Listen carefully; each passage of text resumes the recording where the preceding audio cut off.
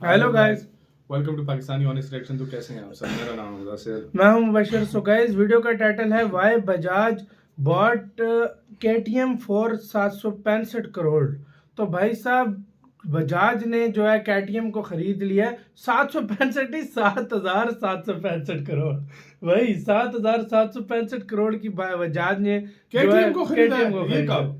ये भाई हुआ हुआ है ना, ये कब से खरीदा हुआ है? भारत में अभी तक मैं समझ रहा था ये भारत की अपनी, ये बाहर की है कोई ब्रांड है। नहीं, मैंने जितना सुना वो था ये 48% हाँ, कुछ इस तरह था। इस तरह कुछ लेकिन आप देखते हैं शायद बजाज ने सारी खरीद ली है। इंडिया का जो जायंट है बजाज।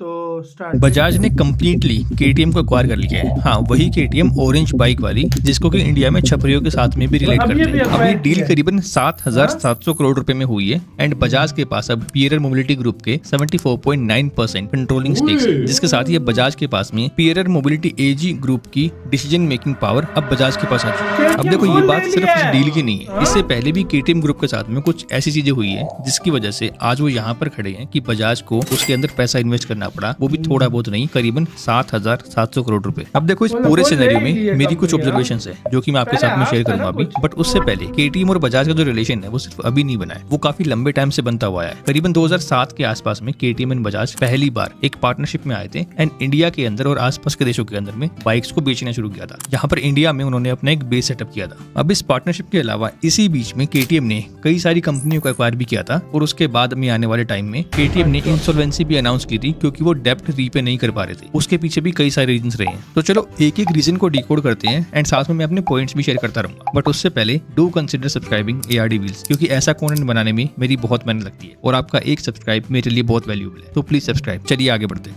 चलो एक बार मेन कॉन्टेक्स्ट की बात करने से पहले केटीएम की थोड़ी सी ब्रीफ हिस्ट्री को जान लेते हैं ताकि ज्यादा समझ में आए कि केटीएम किन किन उतार चढ़ाव से होकर के बाहर निकली है। देखो, केटीएम एक ऑस्ट्रियन कंपनी है जो कि एक यूरोपियन कंट्री है एंड 1934 में ड्रंकन पोल्स ने इसकी स्टार्टिंग की थी मेटिकोफेन शहर में। अब इनिशियल ईयर्स में कंपनी ने DKW motorcycles and Opel cars को बेचा, जो कि दोनों ही जर्मन कंपनीज है, और ये करके इतना पैसा जोड़ दिया था कि वो एक बाइक पर काम करना स्टार्ट कर सके। 1951 में पहला मोटरसाइकिल का प्रोटोटाइप बनाया गया R100 और इस प्रोटोटाइप के सारे पार्ट्स को ड्रैगन पोल्स ने अपने घर में बनाया था, एक्सेप्ट द रोटेक्स इंजन जो कि लिया था फिचरलैंड सेक्स से। अब इसके बाद कहानी में सेकंड पार्टनर की एंट्री होती है, अर्नस्ट क्रोनरेफ, जो कि एक बिजनेसमैन था और इसने केटीएम के अंदर में एक मेजर स्टेक होल्ड किया। फिर इसके बाद में 3 बैक टू बैक लॉन्चेस किए, 1954 में R125 tourist and grand tourist और उसके बाद में एक स्कूटर। इन्हीं नए लॉन्चेस के चलते हुए कंपनी ने अपना पहला रेसिंग टाइटल भी सिक्योर किया 1954 में, ऑस्ट्रियन 125cc नेशनल चैंपियनशिप। अब यहाँ तक केटीएम जिस तरीके से परफॉर्म कर रही थी, आगे आने वाला फ्यूचर काफी ब्राइट दिख रहा था। बट सडनली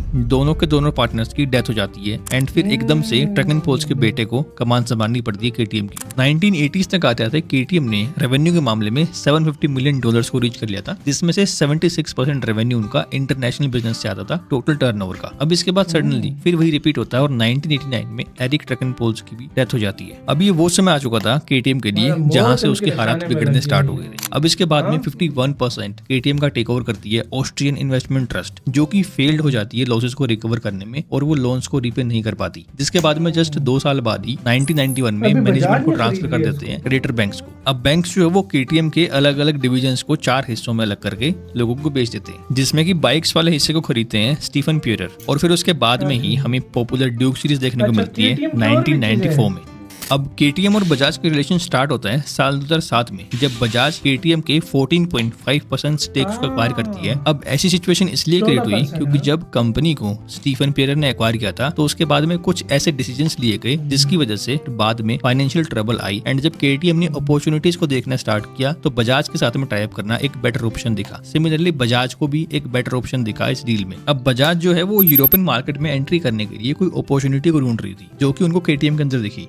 सिमिलरली केटीएम जो है वो साउथ ईस्ट एशियन कंट्रीज के पास में एक ऐसे बेस की तलाश में थे जहां पर वो अपनी बाइक्स को बना सके और वहां से सभी कंट्रीज के अंदर बेच सके। तो यहाँ पर दोनों ब्रांड्स का इस डील के अंदर फायदा था और पोटेंशियल जो है वो दोनों साइड में था। अब बजाज ने ग्रेजुअली अपने स्टेक को 48% तक बढ़ा दिया केटीएम में एंड बजाज का जो चाकन वाला प्लांट है इंडिया में वो केटीएम की बाइक्स को बनाने का एक प्रोडक्शन हब बना, जहाँ पर 125cc से लेकर के 400cc तक की बाइक्स बनती थी और आसपास की सभी कंट्रीज में वो एक्सपोर्ट भी होती थी। अब केटीएम इसी बीच में ना ना, इंडिया के अंदर में भी साल 2012 में अपनी ड्यूक सीरीज और साल 2014 में आरसी सीरीज वाली बाइक्स को लॉन्च करता है, जो कि आप सभी को पता है काफी पॉपुलर हुई थी। पॉपुलैरिटी के स्केल को अगर मैं डिफाइन करूं तो जहां साल 2013 में अप्रोक्सीमेटली 7,400 बाइक्स बिकी थी, वही साल 2024 में अप्रोक्सीमेटली 64,800 बाइक बिकी है, जो कि 7 से 8 गुना ज्यादा है। अब ये सभी सेल्स नंबर सिर्फ बजाज की ओनरशिप के अंडर ही पॉसिबल हो पाया, क्योंकि इसी बीच में केटीएम की ग्लोबल सेल्स जो है वो काफी ऊपर नीचे गई है, और इसी बीच में केटीएम ने इंसॉल्वेंसी भी अनाउंस की थी, क्योंकि उनके पास में जो स्टॉक था और जो उनकी डिमांड थी मार्केट में वो मैच नहीं करनी थी, जिसकी वजह से उनके ऊपर काफी ज्यादा डेट क्रिएट हो गया था और उनके पास पैसे नहीं थे रीपे करने के। तो अगर मैं यहाँ पर ये कहता हूँ कि बजाज जो है वो केटीएम को केटीएम से बेहतर रन कर सकता है, क्योंकि बजाज की जो कोर स्ट्रेटजीज है, प्रोडक्शन प्लानिंग है एंड एज वेल मार्केट की अंडरस्टैंडिंग है, वो केटीएम से ज्यादा बेहतर है। इसीलिए अभी तक भी केटीएम इंडिया जो है वो प्रॉफिटेबल है। अब ये चीज जो है वो बजाज भी अंडरस्टैंड कर चुका था, इसीलिए साल 2021 में बजाज ने अपने 46.5% स्टेक्स जो कि केटीएम एजी में थे उसको स्वैप कर लिया था to 49.9 stakes in parent company PTW AG, जो कि मल्टीपल ब्रांड्स को होल्ड करती है, जैसे कि हस्क्वार्ना, गैस एंड रेमो। अब एक और इम्पोर्टेंट एस्पेक्ट है जिसके ऊपर बात करना जरूरी है। कोविड-19 के बाद से ही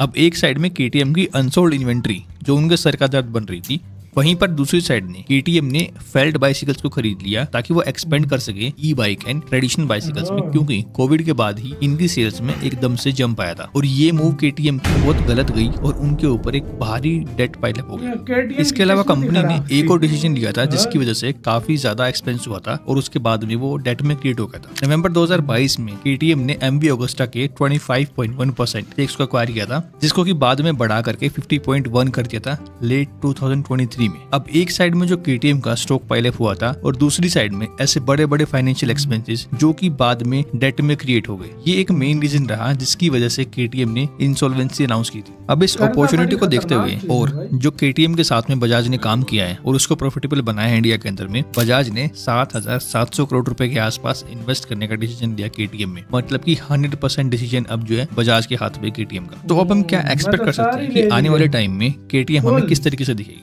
तो अब जैसे ही बजाज की मनी इन्फ्यूज करने की डील क्लोज हुई, उसके बाद में बजाज का पहला फोकस है कि जो प्रोडक्शन होल्ड हो रखी है बड़े मॉडल्स की 790, 890, 1290 वाली सीरीज की, उन सभी को स्टार्ट करना है और उसके बाद में 3 मेन एस्पेक्ट के ऊपर काम करना है। सबसे पहले तो बजाज ने कंपनी का नेम चेंज किया। Pierer Bajaj AG is now Bajaj auto international holding AG and Pierer mobility AG is now Bajaj mobility AG. इसके बाद में बजाज का प्लान है बोर्ड में मेजर रिस्ट्रक्चरिंग करने का, जिसकी वजह से फाइनेंशियल क्राइसिस आया था, अब चाहे वो एडमिनिस्ट्रेशन हो, R&D या फिर marketing. On the other hand Bajaj का प्लान है कि वो प्रोडक्शन को ज्यादा से ज्यादा अपने चाकन वाले प्लांट में शिफ्ट करेंगे। मोस्टली अभी तक सब 400 सीसी वाली कैटेगरी की जो बाइक्स है वो वहीं पर बन रही है, बट आने वाले टाइम में जो हायर डिस्प्लेसमेंट वाली बाइक है 790, 890, 1290 वो भी इंडिया के अंदर ही बनेगी, जिसकी वजह से क्वालिटी भी मेंटेन रहेगी और साथ ही साथ में वो कॉस्ट भी रिड्यूस करेगा। इन सभी के अलावा केटीएम को अब फाइनेंशियल स्टेबिलिटी भी मिलेगी, क्योंकि बजाज अब उस कंपनी की रिपोर्ट को अपनी फाइनेंशियल स्टेटमेंट के अंदर दिखाएगा, जिसकी वजह से उनको डायरेक्ट विजिबिलिटी एंड कंट्रोल भी मिलेगा परफॉर्मेंस पे। And at the last Bajaj का फोकस इस चीज पर भी है कि जो बाइक्स थी पाइपलाइन में आने वाली